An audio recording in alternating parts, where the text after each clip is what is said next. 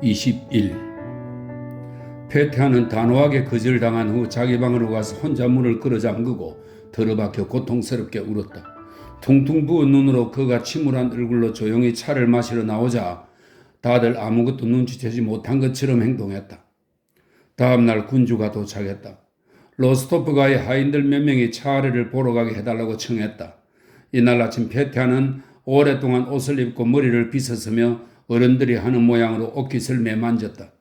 그는 거울 앞에서 인상을 쓰기도 하고 이런저런 몸짓을 취하기도 하고 어깨를 으쓱해 보기도 했다. 그러고 나서 아무에게도 말하지 않고 학생물을 눌러선 후 다른 사람에게 들키지 않도록 조심하며 뒤 현관문으로 빠져나갔다. 페테아는 군주가 있는 곳으로 곧장 가서 시종 같은 사람들에게 직접 저는 로스토프 백작입니다.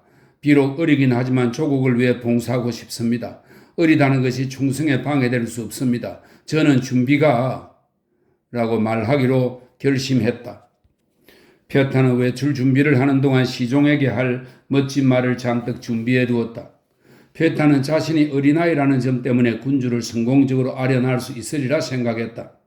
페테아는 심지어 모두들 자신이 어리다는 사실에 깜짝 놀랄 거라고까지 생각했다. 그러면서도 옷긴 매무새와 머리 모양, 느릿하고 침착한 걸음걸이에서는 늙은 사람의 모습을 보여주고 싶어 했다. 하지만 앞으로 나아갈수록 크렘린으로 몰려드는 군중에게 마음을 빼앗길수록 어른다운 침착함과 느긋함을 지키겠다는 생각을 잊고 말았다. 크렘린에 다가가는 동안 그는 어느새 사람들에게 떠밀리지 않을까 걱정하며 위협적인 표정으로 단호히 두 팔꿈치를 양옆구리에 지켜 올렸다. 그러나 트로이차 성문에서 성령 마차들이 포석을 요란하게 울리며 아치형 입구를 지나는 동안 아마도 그가 얼마나 애국적인 목적을 품고 크렘린에 가는지 모를 사람들이 어찌나 세계의 벽 쪽으로 미는지 그토록 단단히 결의를 다지고 온 그도 온순해져서 멈춰서 있어야 했다. 페테아 주위에는 하인을 거느린 안악 1명, 상인 2명, 퇴역 병사 1명이 서 있었다. 문과에 몇 분 서 있던 페테아는 성령 마차들이 다 지나갈 때까지 기다리지 못하고 다른 사람들보다 먼저 가기 위해 단호하게 팔꿈치를 놀리기 시작했다. 그러자 페테아의 맞은편에 서 있다가 그의 팔꿈치에 가장 먼저 눌린 안악이 화를 내며 그에게 소리 질렀다. 도련님, 왜 자꾸 밀어요? 봐요, 모두 다 서 있잖아요. 왜 끼어드냐고요? 그러면 다른 사람들 전부 그렇게 끼어든다니까요? 하인이 말했다. 그러고는 자기도 팔꿈치를 놀려 페테아를 악취가 나는 문 한 구석으로 밀쳤다. 페테아는 땀으로 범벅이 된 얼굴을 손으로 닦고 집에서 그가 그토록 멋지게 어른처럼 모양을 냈던 땀에 푹 젖어 형편없어진 옷깃을 매만졌다. 페테아는 자신이 볼품없는 모습이 되었음을 느꼈고 시종들 앞에 그런 모습으로 나타나면 군주를 아련하도록 허락해 주지 않을 것 같아 두려웠다. 그러나 사람들 틈에 끼어 옷 매무새를 단정히 할 수도 다른 곳으로 갈 수도 없었다. 마차를 타고 지나가던 장군들 가운데 한 명이 로스토프가와 친분이 있었다. 페테아는 그에게 도움을 청하고 싶었다. 그러나 문득 남자답지 못한 행동이라는 생각이 들었다. 성룡 마차들이 다 지나가자 군중이 왈칵 쏟아져 나오면서 페테아도 광장으로 떠밀고 갔다. 그곳은 이미 사람들로 꽉 차 있었다. 광장뿐 아니라 비탈에도 지붕에도 어느 곳이든 사람들이 있었다. 광장에서 페테아가 제정신을 찾자마자 그는 크렘린을 가득 채운 종소리와 사람들의 즐거운 말소리를 또렷하게 들었다. 한동안 광장이 좀 더 널찍했다. 그러나 갑자기 모두들 머리에서 모자를 벗었고 모두가 앞쪽 어딘가로 또 몰려갔다. 페테아는 사람들에게 짓눌려 숨을 쉴 수 없었다. 다들 환호하기 시작했다. 우라, 우라, 우라. 페테아는 발끝으로 서서 사람들을 밀치기도 하고 잡아당기도 보았다. 그러나 주위 사람들 말고는 아무것도 볼 수 없었다. 모든 사람들의 얼굴에 오직 감격과 환희의 공통된 표정만 나타나 있었다. 페테아 옆에 서 있던 여자 상인이 흐느껴 울었고 그녀의 눈에서 눈물이 흘렀다. 아버지, 천사님, 다정한 아버지. 그녀는 손가락으로 눈물을 훔치며 나직하게 중얼거렸다. 우라! 사방에서 사람들이 외쳤다. 군중은 잠시 한 곳에 서 있다가 다시 앞으로 몰려갔다. 페테아는 자신조차 잊은 채 이를 악물고 짐승처럼 눈을 부릅뜨더니 팔꿈치로 밀치고 우라 하고 외치면서 앞으로 질주했다. 그 순간 그는 앞을 가로막는 그 누구든 모조리 죽일 태세였다. 하지만 그의 양옆에서 그와 똑같은 짐승 같은 얼굴들이 똑같이 우라 하고 외치며 밀려들었다. 바로 이것이 군주란 무엇인가 하는 것이구나. 베타는 생각했다. 아니야. 내가 폐하에게 직접 청혼하는 건 불가능해. 이건 너무 무모한 짓이야. 그는 필사적으로 앞을 향해 헤치며 나아갔음에도 그에게는 앞에 선 사람들의 등 너머로 붉은 모직이 깔린 통로가 있는 텅 빈 공간만 얼핏 보였을 뿐이다. 그 순간 군중이 머뭇머뭇 동요하며 뒤로 물러났다. 앞에서 경찰들이 행렬에 너무 가까이 다가서는 사람들을 밀쳐냈다. 군주가 궁전을 나와 우스펜스키 대교회 쪽으로 지나가고 있었던 것이다. 그런데 예기치 않게 페테아는 옆구리로 날아온 강한 주먹에 갈비뼈를 맞았고 너무 세게 짓눌려서 갑자기 눈앞의 모든 것이 흐릿해졌다. 그러고는 그만 의식을 잃었다. 그가 정신을 차렸을 때는 희끗한 머리 다발을 뒷덜미에 들이우고 달아빠진 파란 버비를 걸친 아마도 하급 사제인 듯한 성직자가 한 팔로 그의 겨드랑이를 붙잡고 다른 팔로 밀려드는 군중을 막고 있었다. 귀족 도련님이 깔렸다. 하급 사제가 말했다. 어떻게 이럴 수가. 조심해. 사람이 깔렸다니까. 사람이 깔렸다고.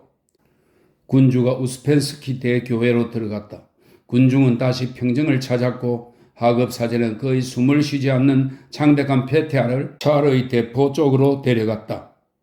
이 찰의 대포는 1586년에 주조된 거대한 청동 대포로 크렘린 내부의 우스펜스키 대교회에서 멀지 않은 곳에 있습니다. 몇몇 사람이 페테아를 가엾게 여기자 갑자기 온 군중이 페테아를 돌아보았다. 그리고 어느새 벌써 그 주위의 사람들이 북적거렸다. 좀 더 가까이 있던 사람들이 그를 보살피고 프로코트 단추를 풀어주고 대포 받침대 위에 앉혔다. 그리고 누군가를 향해, 즉 그를 짓밟았던 자들을 향해 욕을 퍼부었다. 이러다 사람을 밟아 죽이겠구만. 이게 뭐야, 살인이라고. 어쩌면 좋아. 가여워라. 식탁보처럼 하얘졌네. 사람들의 목소리가 웅성거렸다. 페테아는 이내 의식을 되찾았고 얼굴에는 혈색이 돌아왔고 통증도 없어졌다. 그는 그 잠깐의 불쾌한 사건으로 대포 위에 자리를 얻었다. 그는 틀림없이 그 길로 되돌아갈 군주를 대포 위에서 볼 수 있기를 기대했다. 이제 페테아는 더 이상 청혼에 대해 생각하지 않았다. 그저 군주를 볼 수만 있다면 그는 자신을 행복한 사람이라고 여길 것이라 생각했다. 우스펜스키 대교회에서 군주가 방문한 경우에 하는 기도 및 튀르크와 평화조약이 체결된 것에 대한 감사기도를 합친 예배가 진행되는 동안 군중은 주위로 넓게 흩어졌다. 크바스, 이 크바스는 러시아의 전통 음료인데요. 엿기름, 보리, 호밀 등으로 만든 음료라고 합니다. 크바스, 당밀 과자, 페테아가 특히 좋아하는 양귀비씨 케이크를 파는 상인들이 나타났고 일상적인 대화가 들리기 시작했다. 한 여자 상인은 자신의 찢어진 쇼를 가리키며 그것을 사는데 얼마나 많은 돈을 치렀는지 이야기했다. 어떤 여자는 요즘 들어 실크 옷감이 비싸졌다고 말했다. 페테아를 구해준 하급 사제는 어느 관리에게 오늘 어떤 사람이 주교와 함께 예배를 집전하는지 들려주었다. 하급 사제는 공동 집전이라는 말을 몇 차례나 반복했는데 페테아는 그 말 뜻을 이해할 수 없었다. 두 명의 젊은 상인은 호두를 깨물어 먹는 젊은 하녀들과 농담을 주고받았다. 그 모든 대화들, 특히 그 나이의 페테아에게 특별한 매력을 갖는 하녀들과의 농담들이 지금은 페테아의 관심을 끌지 못했다. 지금 그는 자신의 높은 곳, 대포 받침대에 앉아 군주와 군주를 향한 자신의 사랑을 생각하며 흥분하고 있었다. 사람들에게 깔릴 때의 아픔과 공포감이 희열과 합해져서 그에게 이 순간의 중요성을 더더욱 강렬하게 만들었다. 갑자기 강변에서 대포 소리가 들렸다. 튀르크와의 평화조약을 기념하는 축포였다. 그러자 군중은 대포 쏘는 것을 구경하러 쏜살같이 강가로 달려갔다. 페테아도 그곳으로 달려가고 싶었지만 귀족 도련님의 보호를 맡은 하급 사제가 놓아주지 않았다. 포탄이 계속 발사되고 있었다. 우스펜스키 대교회에서 장교들과 장군들과 시종들이 달려나오고 그 뒤를 이어 별로 서두르는 기색 없이 다른 사람들이 계속 나왔을 때 군중은 다시 모자를 벗었다. 대포를 구경하러 달려갔던 사람들도 달려서 되돌아왔다. 마침내 군복을 입고 띠를 두른 4명의 남자가 대교회 문을 나왔다. 우라! 우라! 군중이 다시 함성을 질렀다. 어느 분이에요, 어느 분? 페타가 주위 사람들에게 울먹이는 목소리로 물어보았으나 아무도 그에게 대답하지 않았다. 모두들 지나치게 몰두해 있었던 것이다. 페타도 기쁨으로 차오른 눈물 때문에 뚜렷이 구분할 수 없었지만 4사람 가운데 한 명을 선택한 후 비록 그는 군주가 아니었지만 그에게 자신의 모든 환희를 쏟아부으며 광기 어린 목소리로 우라 하고 외쳤고 내일은 무슨 일이 있어도 군인이 되리라 결심했다. 군중은 군주의 뒤를 따라 달려갔고 궁전까지 그를 배웅한 후에야 흩어지기 시작했다. 이미 늦은 시간이었고 페타는 아무것도 먹지 못한 데다 땀이 줄줄 흘러내렸다. 그러나 그는 집으로 돌아가지 않고 비록 줄어들긴 했지만 아직 꽤 많은 군중 틈에 끼어 군주가 식사하는 내내 궁전 앞에 서 있었다. 그는 궁전 창문을 쳐다보기도 하고 무언가를 더 기대하기도 하고 군주의 만찬에 참석하기 위해 마차를 타고 궁전 입구로 다가오는 고관들과 식사 시중을 듣느라 이따금 창가의 모습을 보이는 시종들을 부러워했다. 군주의 만찬 자리에서 발로예프가 창을 내다보고 나서 말했다. 백성들이 여전히 폐하를 뵙기를 고대하고 있습니다. 만찬은 이미 끝났고 군주는 자리에 일어나 비스킷을 먹으며 발코니로 나갔다. 군중은 그 한가운데 있던 페테아와 함께 발코니로 몰려갔다. 천사님, 우리 아버지, 우라, 아버지. 군중과 페타는 함께 큰 소리로 외쳤다. 안악들과 페타도 포함된 몇몇 나이 어린 이들은 행복감에 또다시 울음을 터뜨렸다. 군주가 손에 쥐고 있던 비스킷이 부러져서 꽤 큰 조각이 발코니 난간에서 다시 땅으로 떨어졌다. 가장 가까이 서 있던 반외투 차림의 마부가 그 비스킷 조각에 달려들어 움켜쥐었다. 군중 가운데 몇 사람이 마부에게 몰려갔다. 그것을 본 군주는 비스킷 접시를 가져오도록 명한 뒤 발코니에서 비스킷들을 던지기 시작했다. 페테아의 눈에 핏발이 섰다. 깔려 죽을지 모른다는 위험이 그를 더더욱 흥분시켰고 그는 비스킷을 향해 달려들었다. 그는 무엇을 위해 그러는지도 몰랐다. 그러나 찰의 손에서 나오는 비스킷을 하나라도 잡아야 했고 그래서 전력을 다하지 않을 수 없었다. 그는 달려들었고 비스킷을 잡은 노파의 발을 걸어 넘어뜨렸다. 그러나 노파는 땅바닥에 넘어져 있으면서도 자신이 졌다고 생각하지 않았다. 노파는 비스킷을 잡으려 했지만 좀처럼 손에 닿지 않았다. 페타는 무릎으로 노파의 팔을 걷어차고 비스킷을 움켜쥐었다. 그리고 나서 때를 놓칠까 두려운 듯 이미 쉬어버린 목소리로 다시 한번 우라 하고 소리쳤다. 군주가 떠나갔다. 그러자 군중도 뿔뿔이 흩어지기 시작했다. 그것 봐. 내가 계속 기다려야 한다고 했지. 내 말대로 되었잖아. 사방에서 사람들의 즐거운 말소리가 들렸다. 페타는 너무 행복했지만 집에 돌아가야만 해서 또 이날의 즐거움이 모두 끝났다는 것을 알고 여전히 우울했다. 크렘린을 나온 페타는 집으로 가지 않고 친구인 오볼렌스키의 집 쪽으로 갔다. 오볼렌스키는 15살이었고 페테아와 마찬가지로 군대에 들어가기를 원했다. 집으로 돌아온 페타는 자신이 군대에 가는 것을 허락해 주지 않으면 도망가겠노라며 단호하고 확고하게 선언했다. 그러자 다음날 일리아 안드레이치 백작은 아직 완전히 물러선 것은 아니지만 페타를 좀 더 안전한 곳에 배치되도록 할 수 없을지 알아보러 집을 나섰다. 22. 그로부터 사흘째 되던 날인 15일 아침 슬로보츠키 궁전 앞에 셀 수 없을 정도로 많은 성룡 마차가 늘었었다. 홀들이 꽉 찼다. 첫 번째 홀에는 제복 차림의 귀족들이, 두 번째 홀에는 파란색 카프탄을 입고 특수임을 기르고 메달을 단 상인들이 있었다. 귀족 회의장에서는 사람들이 웅성거리고 움직이는 기척이 있었다. 군주의 초상 아래 놓인 큰 테이블 주위에는 가장 중요한 인사들이 등받이 높은 의자에 앉아 있었다. 그리고 귀족들 대부분은 홀 안에서 거닐고 있었다. 귀족들, 피에르가 클럽에서든 집에서도 매일같이 보던 그 사람들이 모두 제복을 입고 있었다. 누구는 예카테리나 시대의 제복, 누구는 파벨 시대의 제복, 누구는 새로운 알렉산드르 시대의 제복, 누구는 일반적인 귀족 제복을 입었다.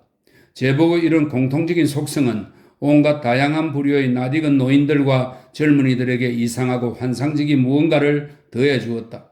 특히 놀라웠던 것은 눈이 침침하고 이가 없고 머리가 벗어지고 누런 비계살로 배가 나오거나 쭈글쭈글 주름지고 야윈 노인들이었다. 그들은 대부분 자리에 앉아서 침묵을 지키고 있었다. 돌아다니거나 이야기를 할 경우에는 자기보다 젊은 사람에게 살짝 달라붙었다. 페티아가 광장에서 본 군중의 얼굴에서처럼 그들의 얼굴에도 놀라울 정도로 서로 정반대되는 특징들이 나타났다. 그것은 엄숙한 무언가에 대한 공통의 기대와 보스턴 게임, 요리사 페트루시카, 지나이다 드미트리예브나의 건강 등 어제의 평범한 일들 사이에 놓여 있었다. 피에르는 이른 아침부터 이제는 그의 몸을 꽉 쥐는 불편한 귀족 제복을 입고 홀에 있었다. 그는 흥분해 있었다. 귀족뿐 아니라 상인까지 여러 계급을 포함한 말하자면 삼부에 같은, 이 삼부에는 귀족, 가톨릭 교의 성직자, 평민이라는 프랑스의 세 신분의 대표자들이 모여 중요 의제를 토론하는 장으로서 중세부터 근세까지 존재했던 신분제 의회를 이야기합니다. 말하자면 삼부회 같은 이례적인 회의는 그가 오래전에 저버렸으나 마음속 깊이 각인되어 있던 사회 계약설과 프랑스 혁명에 관한 일련의 생각들을 그에게서 불러냈다. 그가 경문에서 보았던 문구, 즉 군주가 국민들과 협의하기 위해 수도로 온다는 문구가 그의 이러한 견해를 확인해 주었다. 그는 이러한 의미에서 중요한 무언가가, 자신이 오래전부터 기다리던 무언가가 다가오고 있다고 생각하며 홀을 다니면서 사람들을 유심히 바라보거나 그들의 말에 귀를 기울였다. 하지만 어디에서도 자신을 사로잡은 사상의 표현을 발견하지 못했다. 환호를 불러일으켰던 군주의 선언문이 낭독되었다. 그 다음 모두들 이야기를 나누며 뿔뿔이 흩어졌다. 일반적인 관심사 외에도 군주가 들어올 때 귀족 대표단은 어디에 설 것인가? 군주를 위한 무도회는 언제 열 것인가? 무도회는 군 단위로 나누어 여는 편이 좋은가? 현 차원에서 여는 것이 좋은가? 등을 논의하는 말들이 피에르에게 들려왔다. 그러나 사안이 전쟁과 귀족회의의 목적으로 넘어가자 논의는 곧 주저하게 되고 불명확하게 되었다. 모두들 말하기보다 듣기를 원했다. 퇴역 해군 장교복을 입은 늠름하고 잘생긴 중년 남자가 한 홀에서 이야기하고 있었고 그 주위에 사람들이 모여들어 있었다. 피에르는 그 말쟁이 주위에 만들어진 작은 모임으로 다가가 귀를 기울여 듣기 시작했다. 모든 사람들과 친분이 있는 일리아 안드레이치 백작도 예카테리나 여제 시대의 지방관 제복인 가프단 차림을 하고 상냥한 미소를 띈 채 군중 사이를 돌아다니다가 그 모임으로 다가갔다. 그리고 이야기를 들을 때 항상 하는 것처럼 말하는 사람에게 동의한다는 표시로 고개를 끄덕여가며 특유의 선량한 미소를 띠고 이야기를 들었다. 퇴역 해군 장교는 매우 대범하게 이야기하고 있었다. 그의 말을 듣는 사람들의 표정을 보아도 또 피에르가 더할 나위 없이 유순하고 조용한 사람들로 알고 있는 이들이 그에게서 떠나거나 반대 발언을 하는 것을 보면 분명 그랬다. 피에르는 모임 한가운데로 밀치고 들어가 귀를 기울여 들었다. 그리고 지금 발언하는 사람이 정말로 자유주의자이지만 피에르가 생각하는 것과 전혀 다른 의미의 자유주의자라고 확신했다. 회군 장교는 유난히 울리는 노래를 부르는 듯한 귀족적인 바리톤 음색으로 R 발음을 목젖으로 발성하는 듣기 좋은 프랑스어식 발음과 자음 축약을 구사하면서 말하자면 여복의 파이프가 아닌 엽, 파이프 등과 같은 방식으로 외치듯이 말했다. 그는 흥청망청 노는 생활과 권력에 익숙한 것이 묻어나는 목소리로 말했다. 스몰렌스크 사람들이 군주에게 민병 대원을 제공했다고 해서 그게 뭐 어떻다는 겁니까? 스몰렌스크 사람들이 우리에게 명령을 내린 것입니까? 모스크바의 고귀한 귀족들은 스스로 필요성을 발견하면 다른 방법으로 황제 폐하께 자신들의 충성을 표할 수 있습니다. 정말로 우리가 1807년의 민병대를 잊었습니까? 사제의 아들들과 강도들만 이익을 보았던 것이지 않습니까? 일리아 안드레치 백작이 유쾌하게 미소를 지으며 동의하는 듯 고개를 끄덕였다. 또 어떻습니까? 정말로 우리 민병대원들이 국가에 쓸모가 있었습니까? 전혀 없었지요. 그들은 우리 경제만 망쳐놓았습니다. 징병을 하는 편이 훨씬 나을 겁니다. 왜냐하면 그들이 돌아올 때는 더 이상 병사도 농부도 아닌 그저 건달에 불과하니까요. 귀족들은 자기 목숨을 아끼지 않지요. 우리는 직접 출정도 하고 또 신병도 모집할 것입니다. 폐하께서 그는 폐하를 그렇게 발음했다. 폐하께서 우리를 부르기만 하시도 우리는 모두 그분을 위해 죽을 겁니다. 연설가는 고무되어 이렇게 덧붙였다. 일리아 안드레이치는 만족감으로 침을 꿀꺽 삼킨 후 피에르를 슬쩍 밀어넣었다. 그러나 피에르도 발언하고 싶었다. 그는 고무된 자신을 느끼며 스스로도 아직 무엇 때문인지 또 아직 무슨 말을 해야 할지도 모르면서 앞으로 나섰다. 그가 말하려고 입을 열자마자 연설가 옆에 가까이 서 있던 똑똑해 보이면서도 환한 얼굴에 치아가 전혀 없는 원로원 의원이 피에르의 말을 가로막았다. 토론을 이끌고 토론 문제들이 딴 길로 벗어나지 않도록 유지하는데 익숙한 것처럼 보이는 그는 조용히 그러나 잘 들리도록 말하기 시작했다. 여러분, 내가 생각하기에 의원은 치아가 없는 입을 우물거리며 말했다. 우리가 이곳에 온 것은 현재 이 순간에 국가에 더 나은 것이 징병인가 민병대인가를 판단하기 위해서가 아닙니다. 우리는 황제 폐하께서 우리에게 하사하신 경문에 응답하기 위해 이곳에 온 것입니다. 징병과 민병대 가운데 어느 쪽이 더 나은지를 판단하는 것은 최고 권력에 맡기고 피에르는 문득 자신의 고무된 감정을 분출할 출구를 발견했다. 그는 귀족들이 당면하여 해야 할 일들에 대해 그런 원칙적이고 편협한 견해를 들여오는 원로원 의원에게 매우 화가 났다. 피에르는 앞으로 나서며 그의 말을 가로막았다. 그는 스스로도 무슨 말을 하게 될 줄 몰랐지만 활기차게 이따금씩 프랑스를 사용하며 돌파하고 또 러시아어의 문어적 표현을 쓰면서 말하기 시작했다. 신뢰합니다, 카카. 그는 시작했다. 피에르는 원로원 의원과 아주 잘 아는 사이였으나 이 자리에서는 공식적으로 대할 필요가 있다고 생각했다. 비록 저는 이 신사분에게 동의하는 바는 아닙니다만 피에르는 말을 더듬었다. 그는 매우 존경하는 나의 적이라고 말하고 싶었다. 이 신사분과 알 수 있는 영광을 갖지 못했습니다. 그러나 나는 귀족 계층이 부름을 받은 것은 자신의 공감과 환호를 표현하는 것 외에도 우리가 조국을 도울 수 있는 대책들을 협의하기 위해서라고 생각합니다. 내가 생각하기에 그는 고무되어 말했다.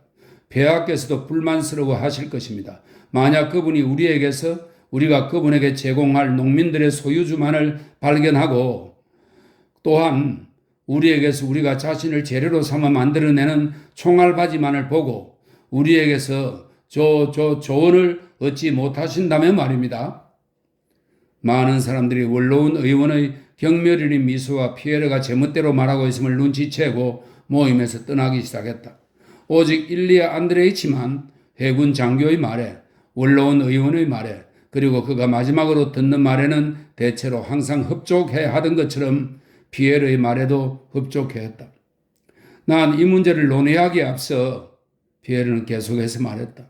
우리가 폐하께 여쭤봐야 한다고 생각합니다. 아군의 수가 얼마나 되는지, 우리 군대와 군이 어떤 상황에 처해 있는지에 대해 각하께서 우리와 커뮤니케이션해 주시기를 지극히 정중하게 요청해야 합니다. 그러면 그때 그러나 피에르가 말을 마치기도 전에 갑자기 세 방향에서 그를 공격했다. 그를 가장 강력하게 공격한 사람은 오랜 지인이자 그를 언제나 호의로 대하는 보스턴 카드 놀이꾼인 스테판 스테파노비치 아드락신이었다. 스테판 스테파노비치는 제복을 입고 있었는데 그 제복 때문인지 아니면 다른 이유들 때문인지 피에르는 눈앞에서 전혀 다른 인물을 보았다. 스테판 스테파노비치가 불현듯 나타나는 노인들의 노여움을 띠며 피에르에게 호통을 쳤다. 첫째, 나는 우리에게 이 문제에 관해 폐하께 여쭈볼 권리가 없다는 점을 당신에게 알려주는 바요.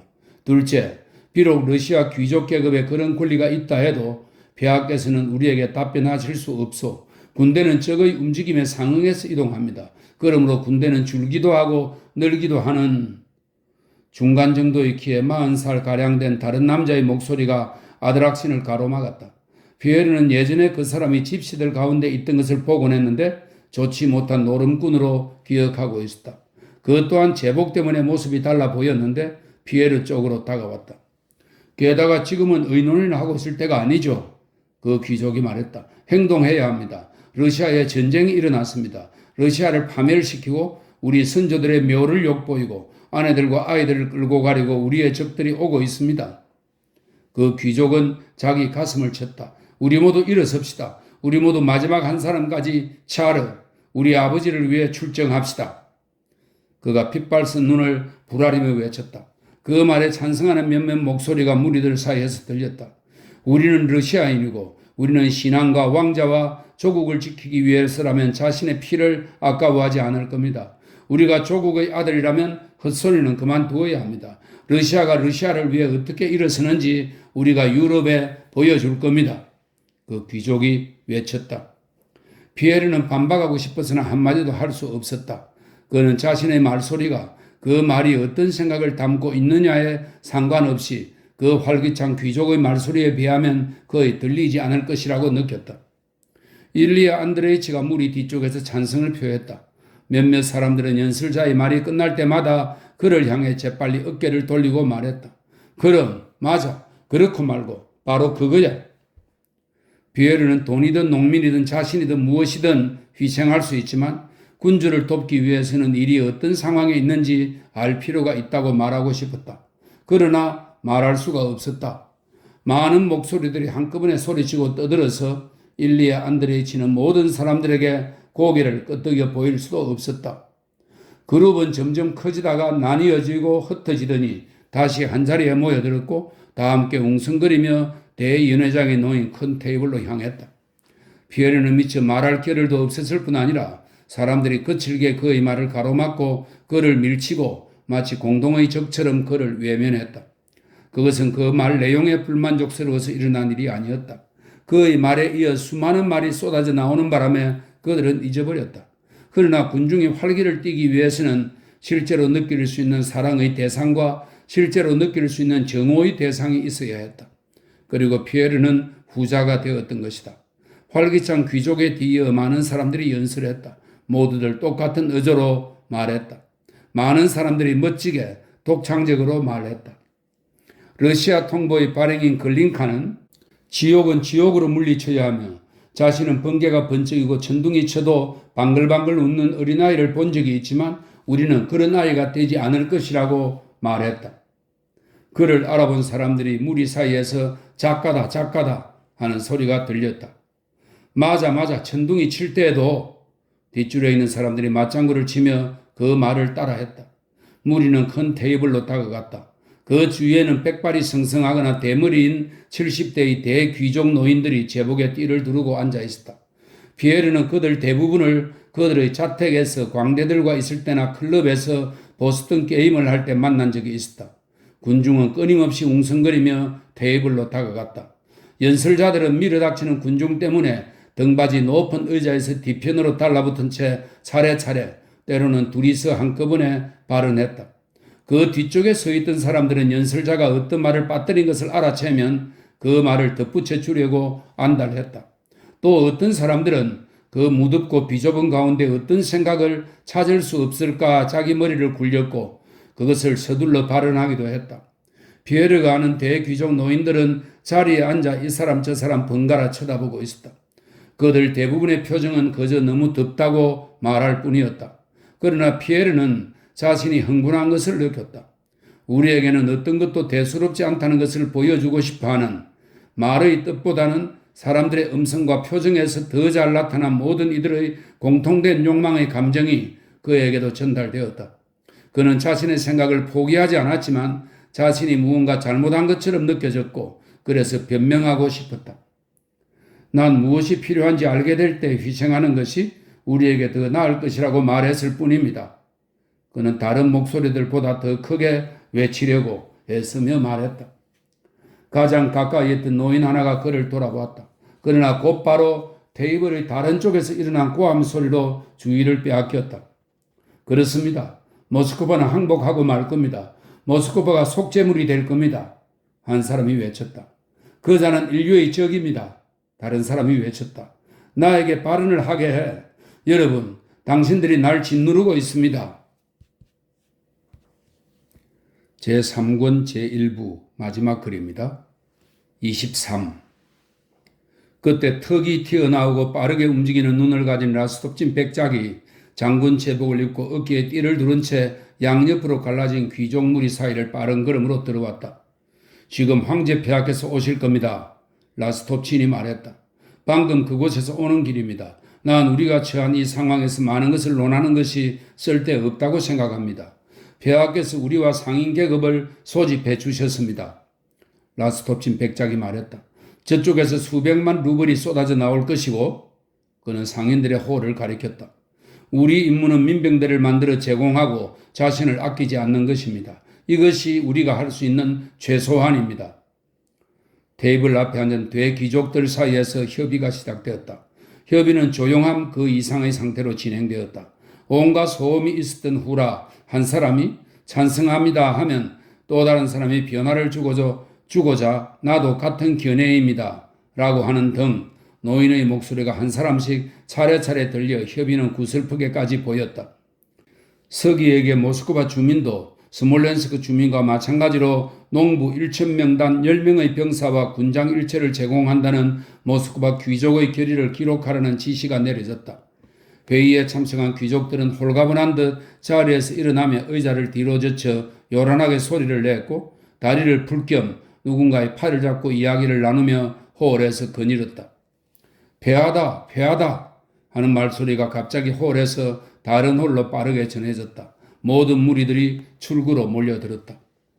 양쪽에 벽처럼 늘어선 귀족들 사이의 넓은 통로를 따라 군주가 홀 안으로 들어왔다.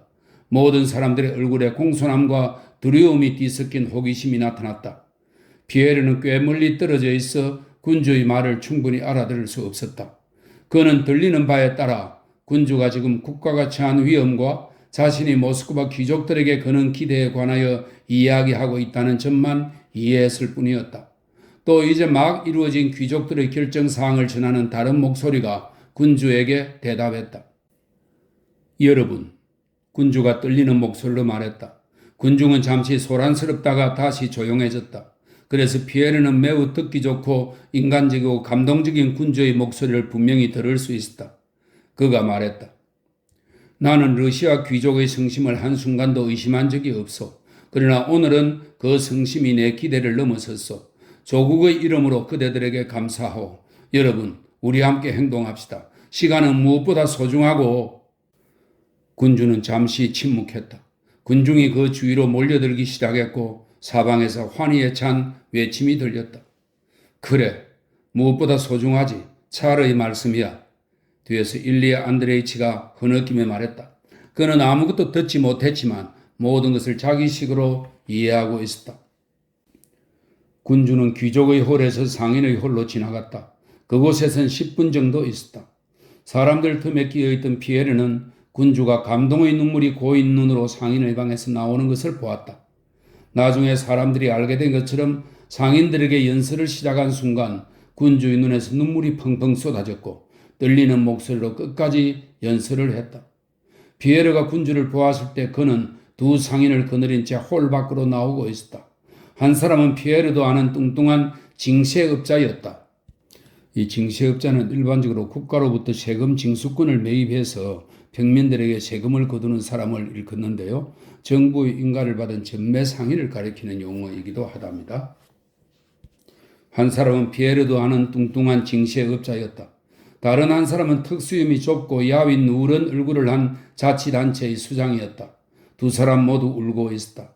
야윈 사람은 눈물이 멈춰 있었지만 뚱뚱한 징세업자는 어린아이처럼 흐느끼 울며 계속 같은 말을 되풀이했다. 목숨도 재산도 다 가져가십시오, 폐하. 순간 피에르는 자신에게 그 무엇도 중요하지 않고 자신이 모든 것을 희생할 준비가 되어 있음을 보여주고픈 열망 외에 아무것도 느낄 수 없었다. 자신의 입헌주의적 발언이 비난받아 마땅하게 여겨졌다. 그는 그 치욕을 씻을 기회를 찾았다. 마모노프 백작은 러시아 대부호 집안 출신으로 예카테리나 대제가 총애하던 인물의 아들이라고 합니다. 마모노프 백작이 일개 연대를 제공한다는 것을 알게 된 베조프는 그 자리에서 병사 1,000명과 유지 비용을 대겠다고 라스톱친 백작에게 선언했다. 로스토프 노인은 그곳에서 있었던 일을 눈물 없이는 아내에게 들려줄 수 없었다.